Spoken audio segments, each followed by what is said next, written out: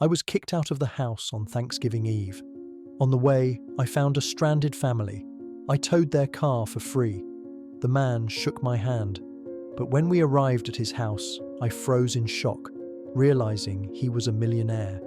He gave me an invitation that still makes me shiver. I'm glad to have you here.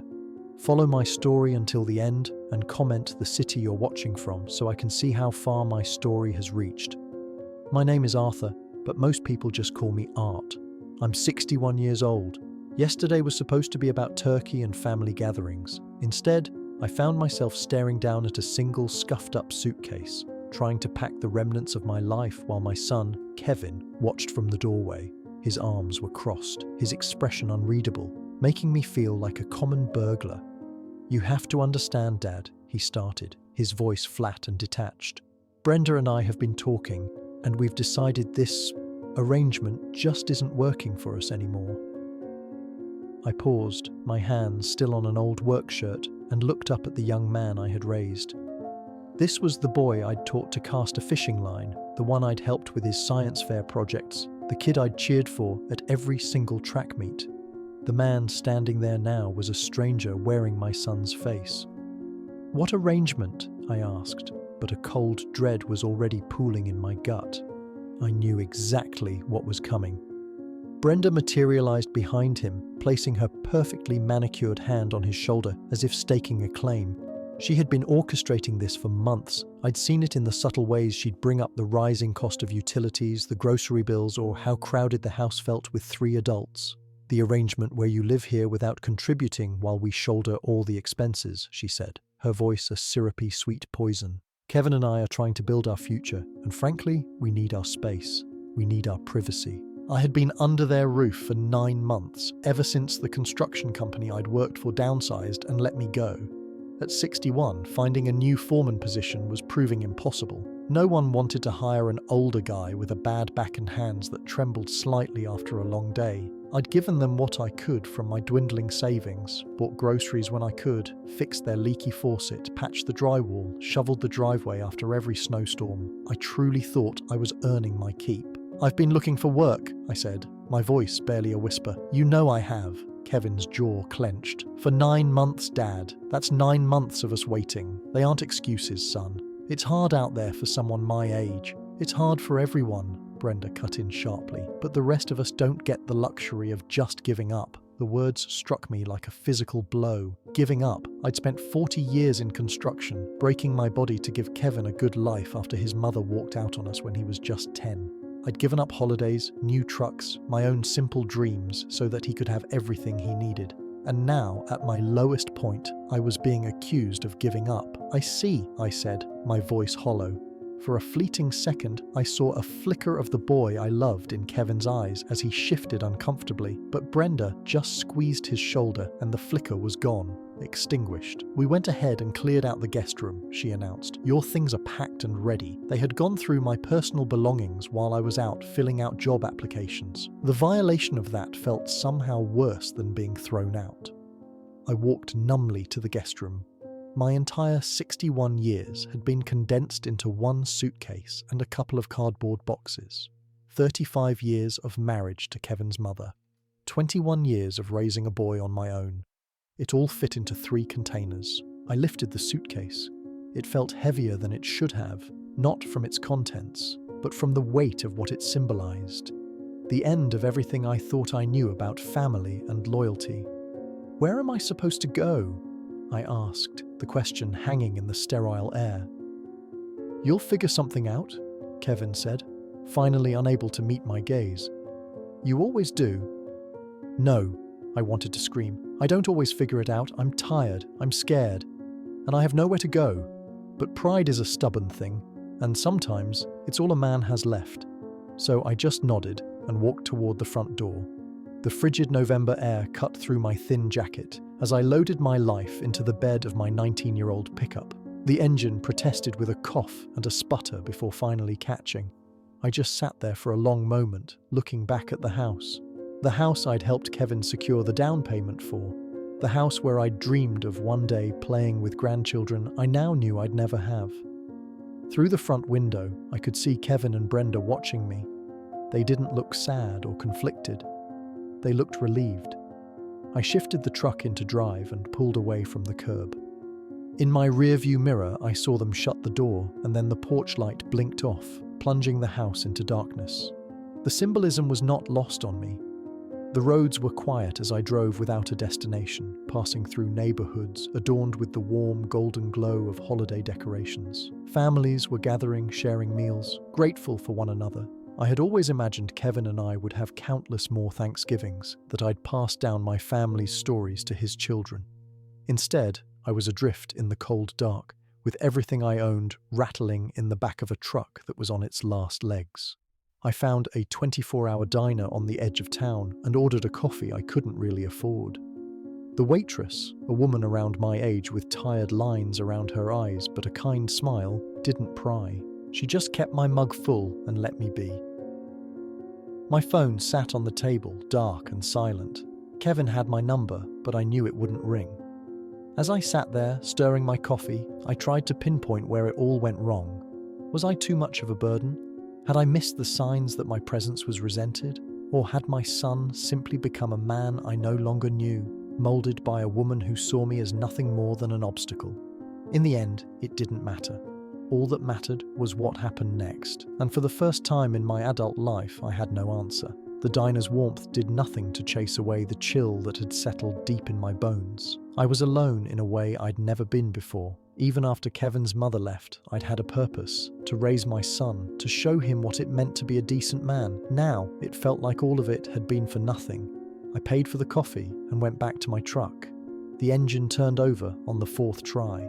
I pulled back onto the deserted highway, driving nowhere in particular, carrying the weight of a lifetime of love that, apparently, was not enough. I had been on the road for about 3 hours when I saw the flashing lights. The snow had started as a light dusting around midnight, but by 2 a.m. it was a full-blown storm, making the roads treacherous. I was somewhere on I-70, west of Indianapolis, my truck's heater fighting a losing battle against the frost on the windshield when a pair of hazard lights cut through the swirling snow. A family was huddled beside a sleek, dark SUV on the shoulder. Steam billowed from under the hood, and I could see the man trying to flag down passing cars, his gestures growing more desperate as each vehicle sped past, indifferent. Behind him, a woman was in the driver's seat, with what looked like 2 small children in the back. My first instinct was to keep going. I had my own crisis to deal with. I was homeless, my bank account was nearly empty, and my truck felt like it could give out at any second. The last thing I needed was to get entangled in someone else's problems. But I couldn't do it. Maybe it was the defeated slump of the man's shoulders as another car ignored him. Maybe it was the thought of those kids getting colder by the minute. Or maybe it was just that I knew exactly how it felt to be left behind, to be invisible when you desperately needed someone to see you. I pulled over, my own hazard lights joining the frantic blinking in the snowy darkness. The man approached my truck cautiously as I stepped out. He was younger than Kevin, probably in his mid-30s, with dark hair and intelligent eyes that held a mixture of relief and exhaustion. A smart man, being careful on a dark highway. "Thank you for stopping," he said, his breath pluming in the icy air. "I'm Julian. That's my wife Clara, and our daughter's in the car." "Arthur," I replied, shaking his offered hand. His grip was strong, a working man's grip. "What seems to be the trouble?" "Radiator, I think. It started overheating about 20 miles back and now it won't turn over at all," he explained, gesturing helplessly at the SUV. "I called for a tow, but with this weather, they said it could be 4 hours, maybe more."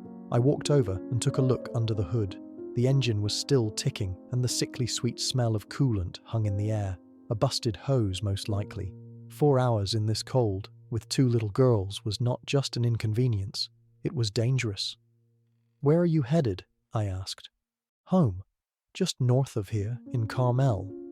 He ran a hand through his snow-dusted hair. "I know this is a huge ask, but could you possibly tow us? I'll pay you whatever you think is fair." I looked at his face, illuminated by the flashing lights. There was a sincerity there that reminded me of myself at that age, back when Kevin was little and every problem felt like the end of the world. This man was just trying to get his family home safe. I don't have a professional tow rig, I said. Just some heavy-duty straps in the back. It's not ideal, but if you're willing to take a chance. Relief washed over his face. Yes, absolutely. How much do I owe you? I thought about my bank account, the $86 in my wallet, and the terrifying uncertainty of where I would sleep. A tow like this could net me a couple $100. Easy. Don't worry about it, I heard myself say. Julian blinked. I'm sorry? No charge, I repeated, already walking back to my truck to grab the straps. Let's just get your family home. He stared at me as if I'd grown a second head. Sir, I can't let you do that for free. You're already going so far out of your way. I said, don't worry about it, I insisted. Now help me get this thing hooked up. It took us nearly 20 minutes to get the SUV secured. The vehicle was heavy and my old truck grumbled in protest, but the straps were solid. Julian insisted on staying in the SUV to steer, while Clara and their two little girls, twins, maybe 7 or 8 years old, climbed into the cab of my truck. Clara was visibly pregnant, maybe 6 or 7 months along, and she settled the girls between us with gentle care. They were beautiful kids, with their father's dark eyes and a quiet composure that was impressive given the circumstances. I'm Clara, she said, as I carefully pulled back onto the highway. And these are Maya and Lily. Girls, say thank you to Mr. Arthur, I supplied. And there's no need for thanks. Yes, there is, Clara said firmly. You have no idea how much this means to us. I focused on the road, keeping my speed low and steady. The weight of the SUV made every turn a delicate maneuver, especially with the snow coming down even harder now, but the old truck was holding its own. Are you from around here? Clara asked. Originally from Michigan, I said, but I've been in this area for a while. It wasn't exactly a lie. A day ago, I lived with Kevin. Now, I lived in my truck. What about you? You mentioned Carmel. We have a place just outside of town. Julian grew up there, and we moved back about 5 years ago when his business really took off. She paused. He's in private equity, mostly tech investments. I nodded, concentrating on a slick patch of road. Maya, the girl nestled against my right side, had already fallen asleep. Lily was trying to fight it, her head bobbing. This is so kind of you, Clara continued, her voice soft, especially on Thanksgiving night. Don't you have family you need to get to? The question landed like a punch to the gut. I kept my eyes on the road, my voice steady.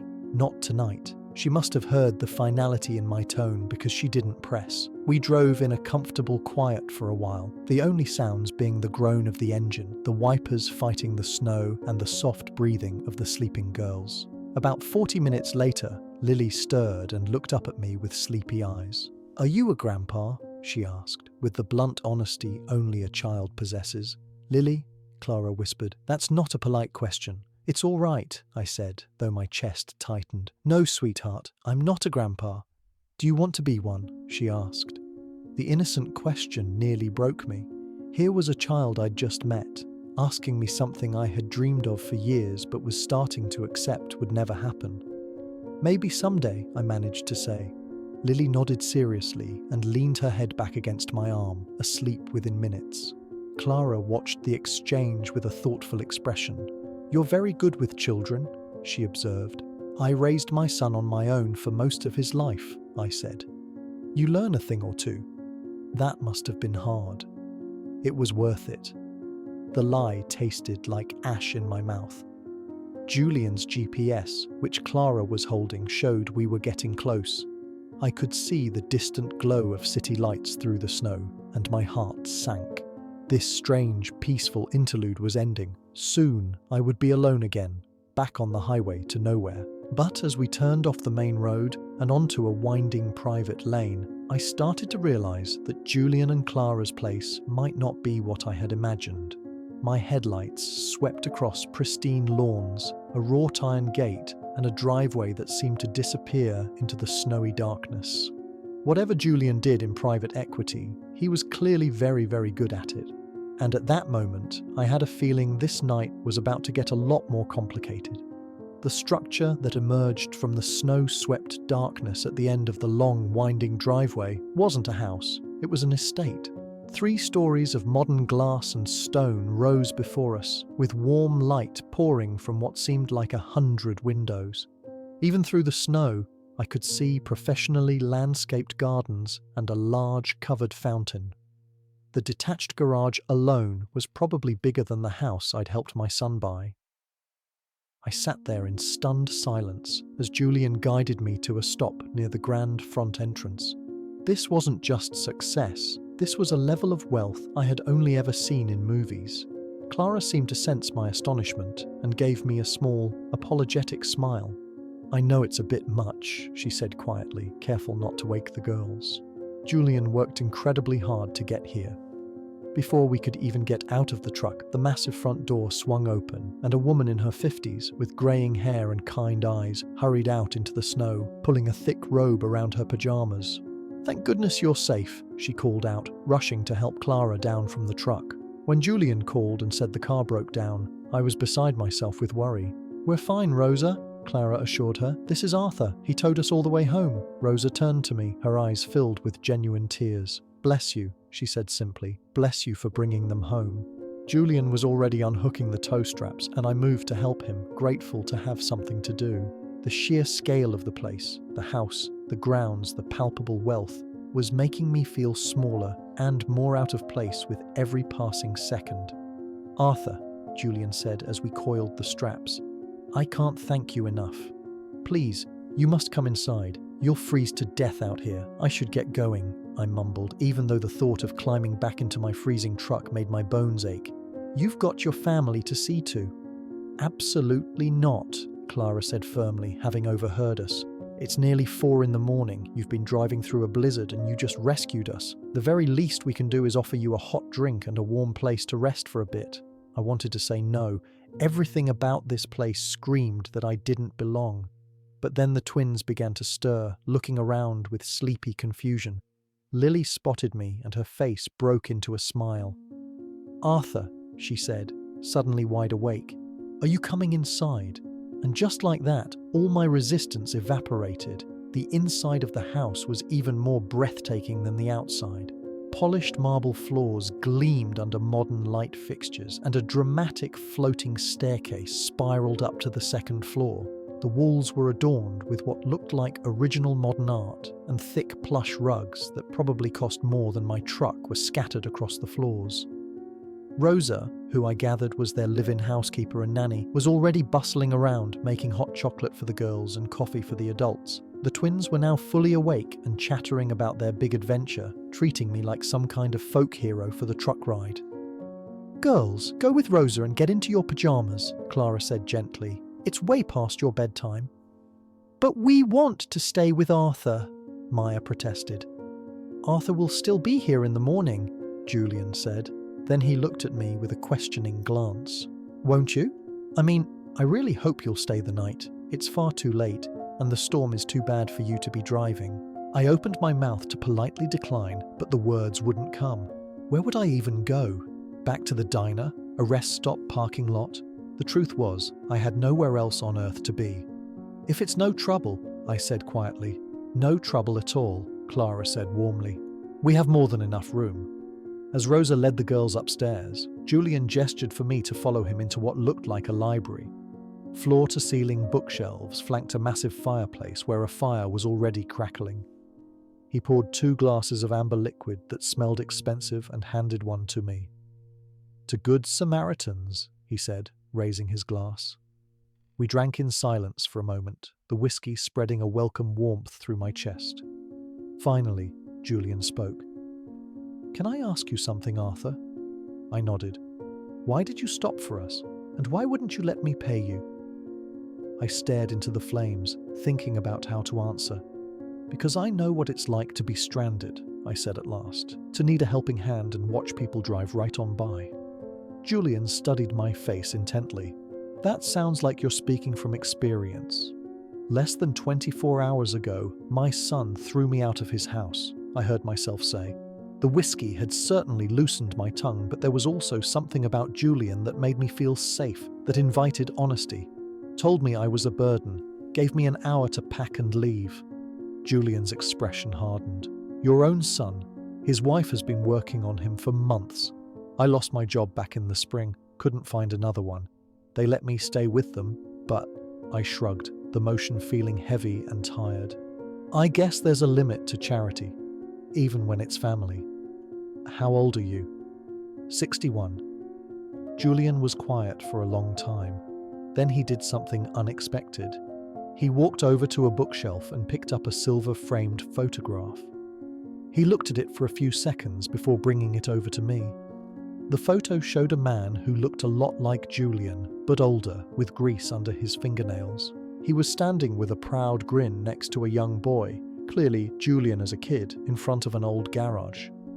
"That's my father," Julian said quietly. His name was Robert. I looked closer at the photo. The resemblance was uncanny, but there was something in the older man's tired but proud eyes that felt deeply familiar. "He passed away 10 years ago," Julian continued. "Sudden heart attack. He was a mechanic his whole life, worked himself to the bone for us, just like you did in construction. I'm sorry for your loss." Julian sat down across from me, his eyes fixed on the photo. "The thing is, Arthur, I never got the chance to tell him I was sorry." "Sorry for what?" Julian's jaw tightened. "When I was 17, we had a terrible fight. I was an arrogant kid, thought I knew everything. I said some horrible things to him, told him I hated him, that I couldn't wait to get away from him and his greasy garage." He paused, his thumb tracing the edge of the silver frame.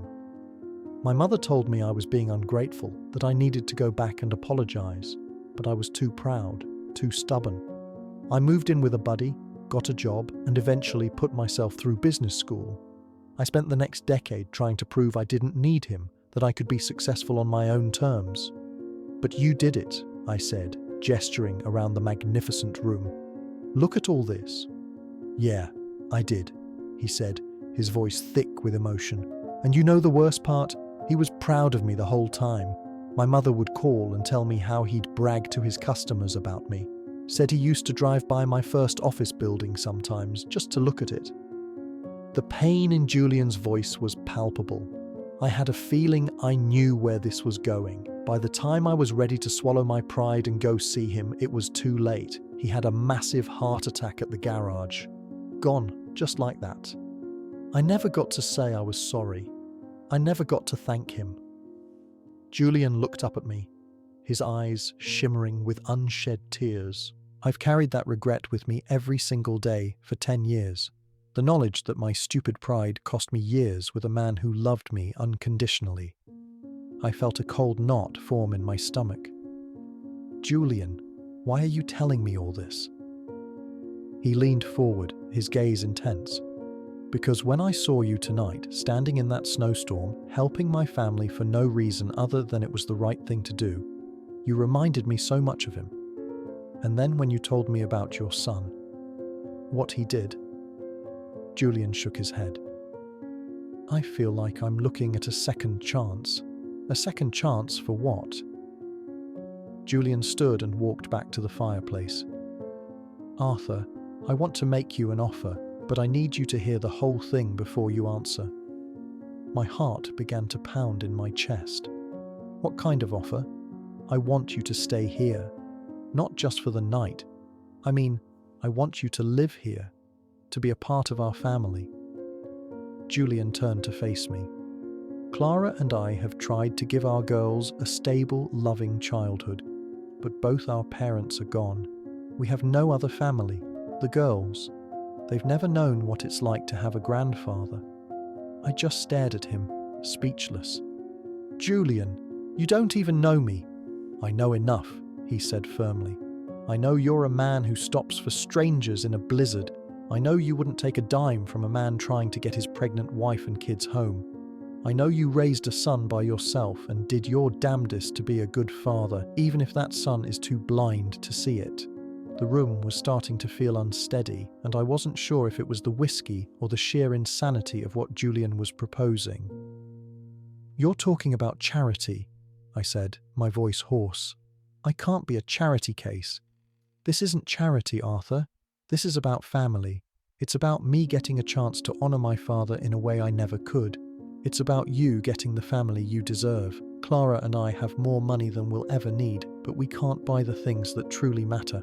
We can't buy wisdom or experience or the kind of unconditional love a grandfather provides. I stood up abruptly, the whiskey glass trembling in my hand.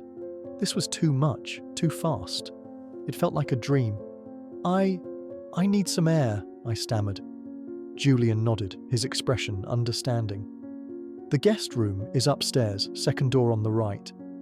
Just think about it, Arthur. Please, think about what it could mean for all of us.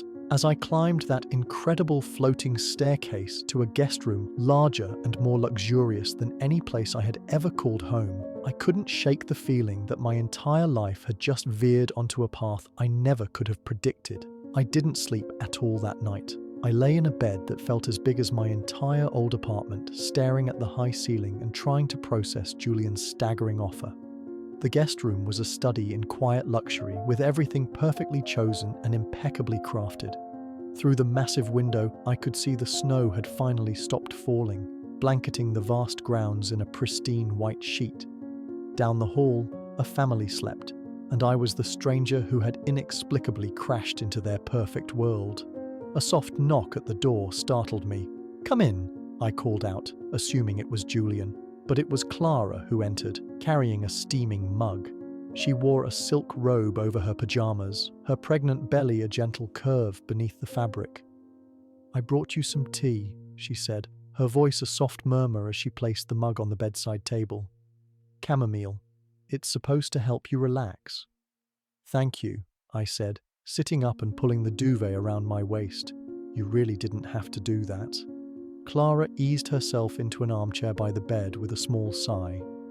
"Julian told me about your conversation," she said directly, getting straight to the point, "about his offer." I felt a flush of embarrassment creep up my neck. I hope he didn't overstep. I know this is your home, your family. You should have the final say. "You're right, I should," Clara said, and a knowing smile touched her lips. "That's why I'm here." She was quiet for a moment, her hands resting protectively on her belly. "Arthur, can I tell you something about my husband? Something he probably didn't share because he's too proud." I nodded, intrigued. 5 years ago, when we first moved into this house, Julian wasn't just successful, he was empty. He had the business, the money, all the trappings. But he was completely haunted by what happened with his father. He buried himself in work, trying to prove something to a man who was already gone. Clara shifted in her seat, wincing slightly. I barely saw him. The girls barely saw him. He was a ghost in his own home, and I was terrified I was going to lose him to his own regret. "What changed?" I asked. 2 years ago, Maya and Lily's school had a Grandparents' Day celebration. All the other kids had their grandfathers there, reading them stories, helping with crafts, just being there. Our girls sat all by themselves, and I watched Julian's heart break in real time. "That night," she said, her voice catching, "he cried for the first time since I'd known him. He told me he finally understood what he'd truly lost. Not just his father, but the chance to be the kind of loving, present father his own dad had tried to be.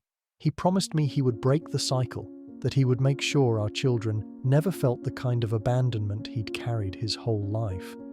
"It sounds like he's been a good dad since then," I observed. "He has," she confirmed. "But you have to understand, Arthur, Julian sees patterns. It's what makes him a genius in his field.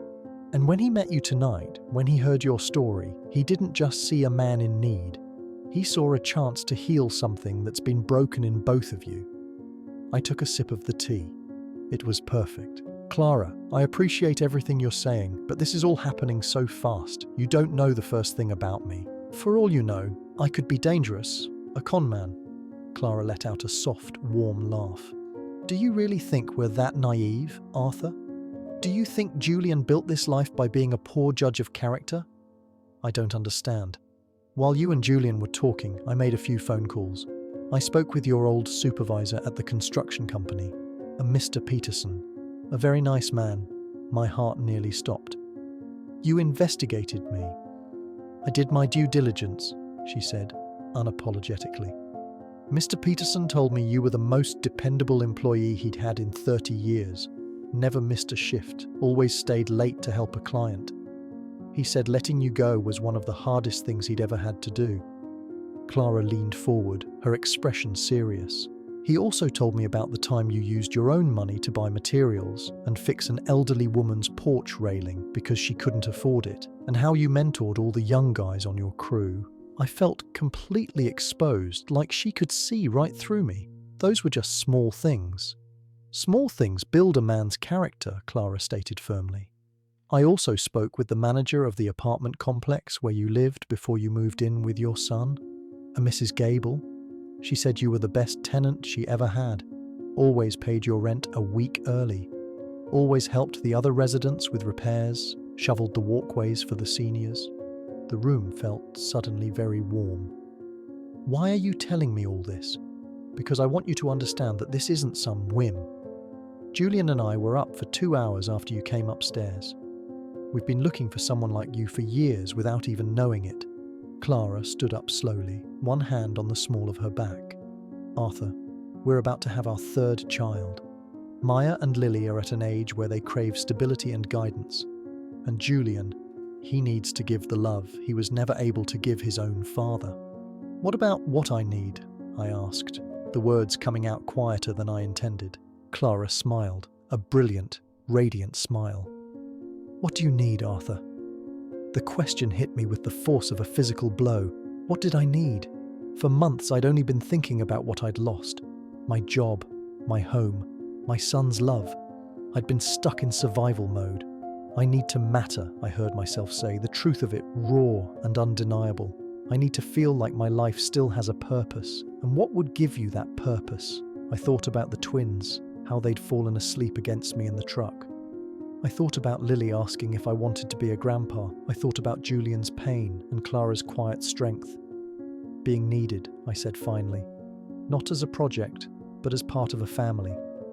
Clara moved to the window and looked out at the snow. Julian has a trust fund for each of the girls, for college and whatever else they need. But all the money in the world can't teach them what you can.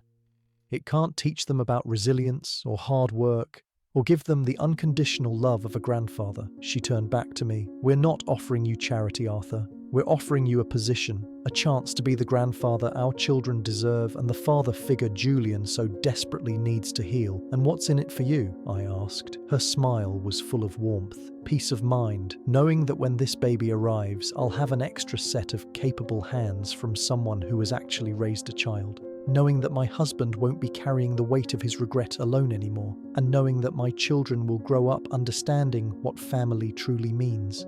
A comfortable silence fell between us. Outside, the first faint hint of dawn was colouring the eastern sky. There's one more thing, Clara said softly. Something Julian didn't mention because he didn't want it to influence your decision. What's that? His business partner is looking for a new property manager for their commercial portfolio. It's not glamorous, overseeing repairs, dealing with tenants, but it's a steady job with a good salary and full benefits. It would give you your own financial independence. My throat felt tight. Why would he do that? Because family takes care of each other, she said simply, and because a man needs to feel useful, he needs to contribute. Julian understands that. Clara walked toward the door, then paused. Arthur, I want you to know, if you decide this isn't for you, we will completely understand. Julian will still help you get an apartment, help you get back on your feet. No strings attached. But if you stay, her voice trailed off, and I saw tears welling in her eyes. If you stay, you'll be giving this family the one thing we didn't even know we were missing.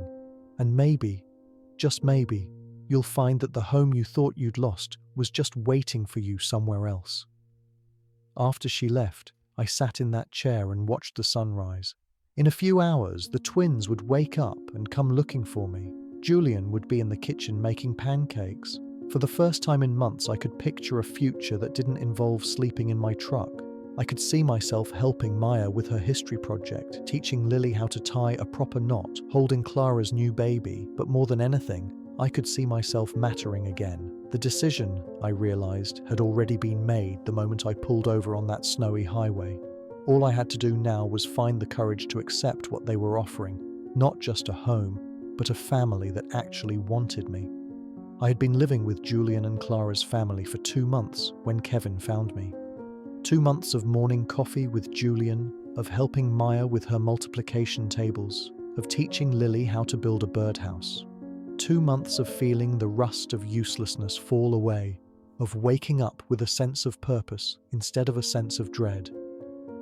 The property manager job had materialized exactly as Clara had described, and it was perfect. I was overseeing a couple of office buildings and a small retail center, work that kept my mind sharp and my hands busy.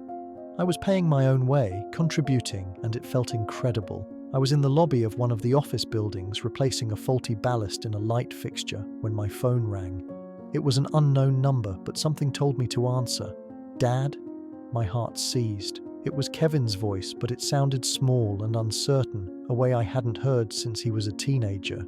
"Kevin." I set my tools down and stepped outside into the cold. "How did you get this number?" It wasn't easy. I had to call around. Mr. Peterson at the old company finally gave it to me. I waited in silence. "Dad, we need to talk." "We had our talk 2 months ago," I said, my voice level. "I thought you made your position perfectly clear." "Please," he said, and now there was a clear note of desperation. "Can I come see you? I know you're somewhere near Carmel. I can drive up this weekend." Every fiber of my being wanted to hang up, but this was still my son. And despite everything, I couldn't extinguish the faint flicker of hope that maybe, just maybe, he understood the gravity of what he had done. "Why now, Kevin?" There was a long pause on the other end. "Because I miss you," he said quietly. "Because Brenda and we think we might have been too harsh." I closed my eyes. I knew it wasn't the truth. What happened? Nothing happened. We want to make it right. It was a lie. I could hear it in his voice, the same way I could when he was 15 and trying to talk his way out of being grounded. But against my better judgment, I found myself saying, "I'll text you the address. Come Sunday afternoon." I spent the next few days in a state of quiet anxiety. Julian and Clara could tell something was wrong, though I'd only told them my son had called. The twins, however, were ecstatic. "Is he nice like you, Grandpa Art?" Maya asked at breakfast on Saturday. The girls had started calling me that a few weeks in, and I had long since stopped correcting them. "He's complicated, sweetheart," was the best I could offer. Sunday arrived, overcast and cold. I was pacing the grand living room when Kevin's car finally pulled up the long driveway. Through the window, I saw him get out and stare up at the house, his jaw slack with amazement. Brenda got out of the passenger side, her expression a mixture of shock and calculation as her eyes scanned the estate. Her coming along told me everything I needed to know about the real reason for this visit. Julian answered the door, and I could hear the forced friendliness in Kevin's voice as he introduced himself. Brenda's laugh was sharp and artificial.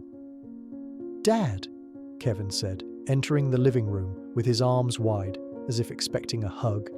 I didn't move from my spot by the fireplace. "Kevin." "Brenda." His arms dropped awkwardly to his sides.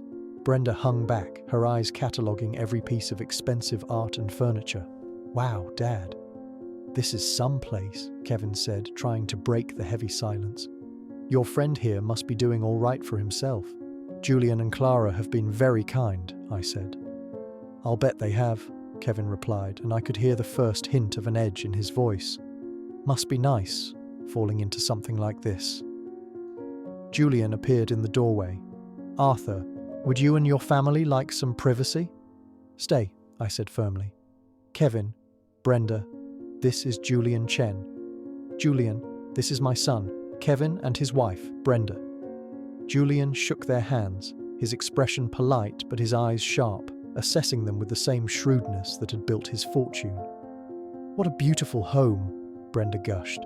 "You must have worked so hard for all of this." "We've been very fortunate," Julian replied smoothly. Kevin cleared his throat. "Dad, can we talk?"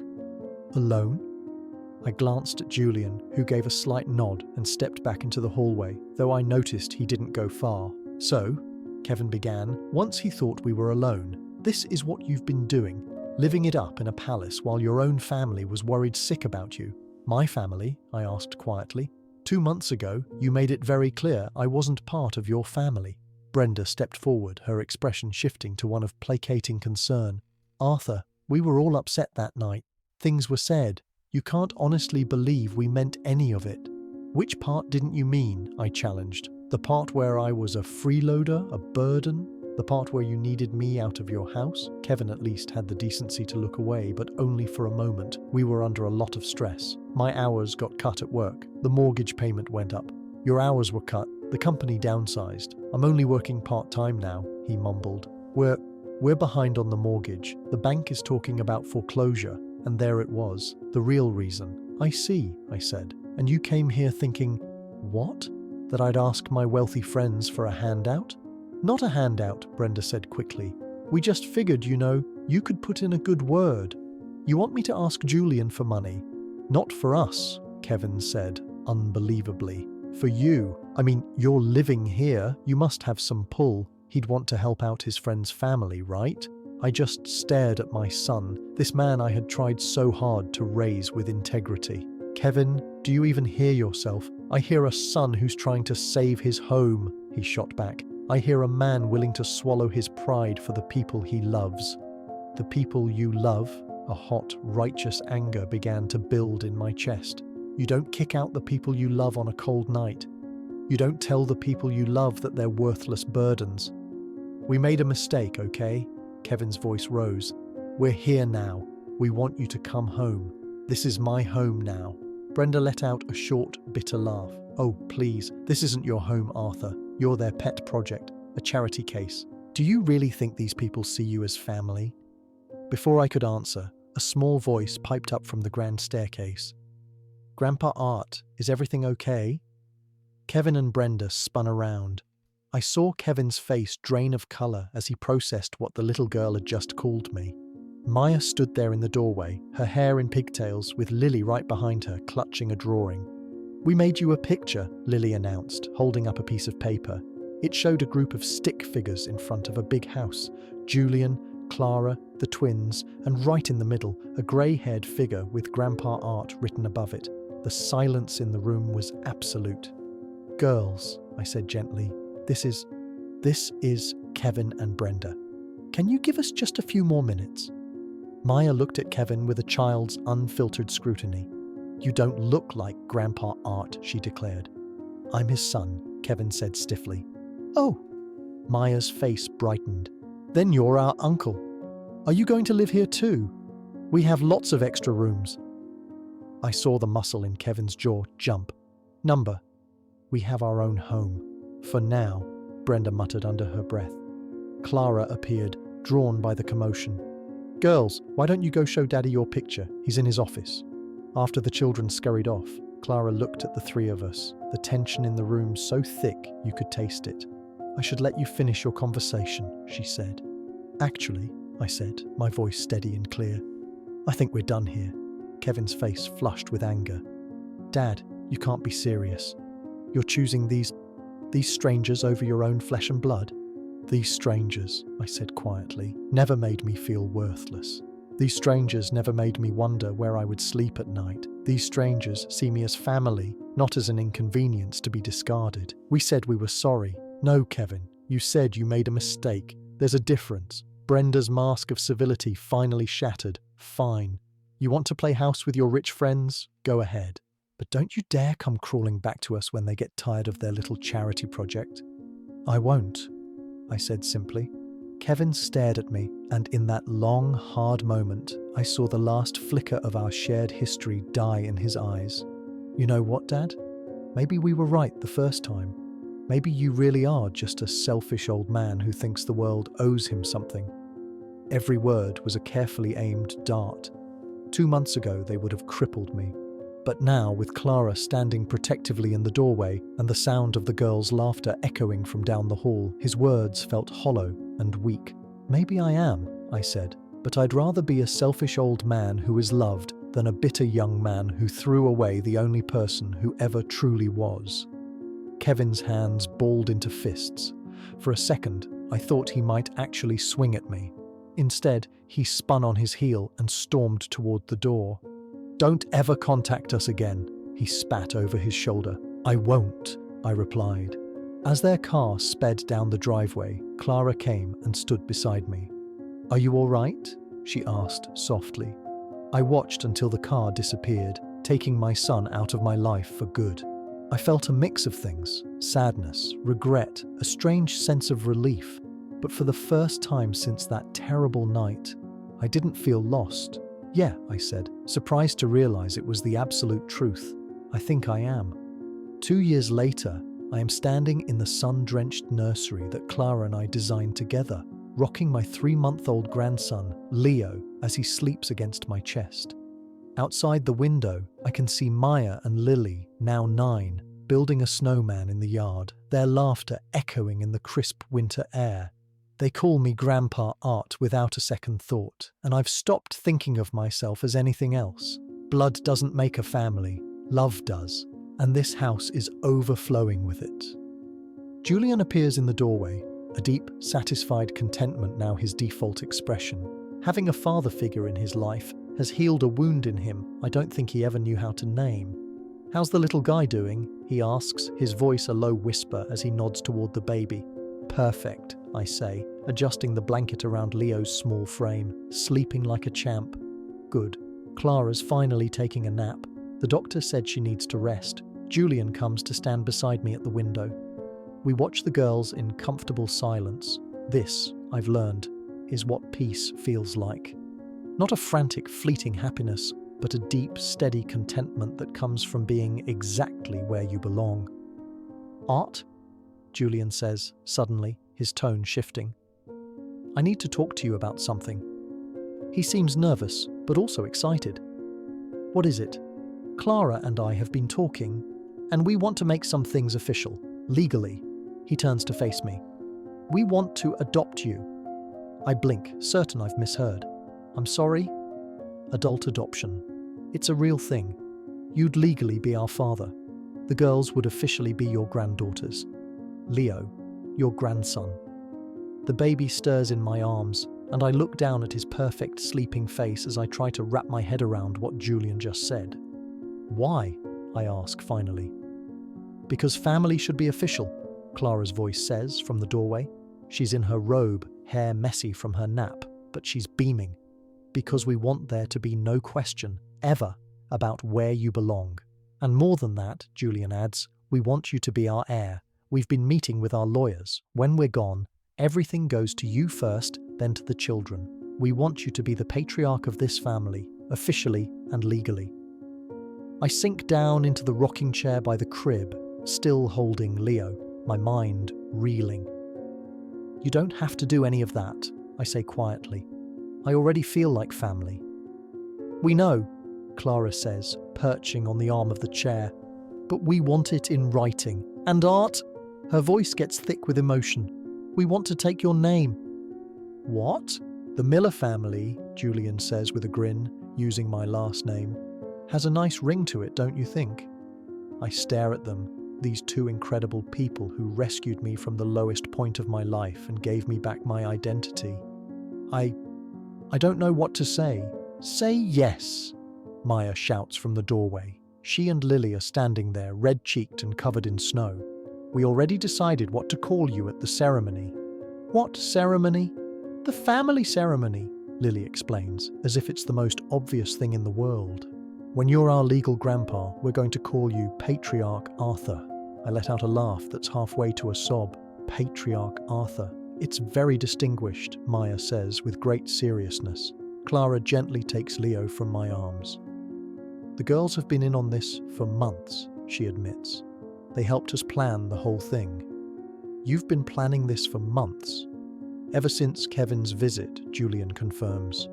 "That day, seeing how you chose us, how you chose love over blood, Clara and I knew we had to make this permanent, to make sure you never, ever doubted your place. I think about Kevin sometimes, wonder if he and Brenda saved their house. I heard through the grapevine that they didn't. They lost it about 6 months after that day. A part of me feels a distant sadness for him, but it's the sadness you'd feel for a stranger. He made his choice, and I made mine. There's one more surprise, Clara says, her eyes twinkling. What now? I ask, not sure how much more my heart can take. Julian hands me a legal document. I read the header and then read it again. A deed? A name change? I look up at them, confused. Not your name. Our name, Clara clarifies. Julian Miller, Clara Miller, Maya and Lily Miller, Leo Miller. One family, one name. Tears are streaming down my face now, and I don't bother to wipe them away. Your family name is Chen. My family legacy is what I choose to make it, Julian says firmly. And I choose to make it about the man who taught me what a father really is. Can we tell him about the other surprise? Lily bounces on her toes. What other surprise? I ask. Maya runs to the window. Look! I stand and look outside. Parked in the driveway, next to Julian's Tesla and Clara's SUV, is a brand new, gleaming silver pickup truck with a giant red bow on the hood. Happy Gotcha Day, Grandpa Art, the girls shout in unison. Gotcha Day? The day we got you, Maya explains. 2 years ago tomorrow, when you towed us home. We figured you needed a proper truck for all your projects, Clara says with a laugh. The keys are on the kitchen counter, Julian says. Want to take her for a spin? Can we come? Asks Lily. Absolutely, I say, then I pause. But first I need to say something. The room goes quiet. 2 years ago, I thought my life was over. I was useless, a failure, and I thought I would never matter to anyone again. I look at each of them. You saved me, not just from being homeless and alone. You saved me from disappearing. You gave me back my purpose. My family. I take a deep breath. I've learned that family isn't about blood. It's about who shows up, who stays, who sees the value in you when you can't see it in yourself. I look at Julian. You saw something in a broken-down old man on the side of the road. I turn to Clara. You trusted me with your children and made me feel needed. Finally, I kneel down to the girls. And you two, you showed me what unconditional love feels like. Maya throws her arms around my neck. So is that a yes to the adoption? I hug her tight and pull Lily in too. That's a yes to everything. The adoption, the name change, all of it. Even Patriarch Arthur, Lily asks. Especially Patriarch Arthur. The next hour is a happy blur. We all pile into the new truck, the girls squeezed between us, all of us talking at once as we drive through the Indiana countryside. I think about that night 2 years ago when I pulled over to help a family in the snow. I thought I was just doing a good deed. I had no idea I was driving straight toward the life I was always meant to have. We stop at a diner for milkshakes. I watch Julian help the girls out of the truck and Clara adjust the baby's blanket, and we move together as if we've been a family forever. Because we have been. We are a chosen family, a real family. Later that evening, after the kids are in bed, I sit on the back porch, looking out over the property I now call home. My phone is on the table beside me. That chapter is closed. I learned that you can't force people to love you, but you can open your heart to the people who see your worth, who choose you. And if you're lucky, they become your family. The door opens, and Julian comes out with 2 mugs of coffee. Thought you might be cold, he says. Just thinking, I reply, about how strange life is. 2 years ago, if someone told me I'd be here, I'd have said they were crazy. Me too, Julian says. If someone had told me that stopping on a highway would heal a part of me I thought was broken forever, I'd never have believed them. We sit in comfortable silence, father and son, watching the stars come out. Julian, I say after a while, thank you. For what? For seeing me. For choosing me. Julian claps me on the shoulder. Thank you for stopping that night, Art. Thank you for being the father I needed and the grandfather my children deserve. Inside, I can hear Clara humming a lullaby to Leo. Tomorrow, there will be pancakes and school projects and doctor's appointments. Small, ordinary moments that make up a life. They're precious because they are shared. Julian's phone buzzes. It's a text from the lawyer. He shows me the screen. Everything is set.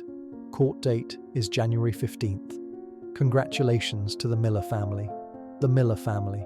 In 3 weeks, it will be official. But sitting here tonight, surrounded by the warmth of the people who chose me, I know it has been true for a long, long time. I'm home. Finally, completely and permanently home. Now I'm curious about you who listened to my story. What would you do if you were in my place? Have you ever been through something similar? Comment below. And meanwhile, I'm leaving on the final screen 2 other stories that are channel favorites, and they will definitely surprise you. Thank you for watching until here. End of story.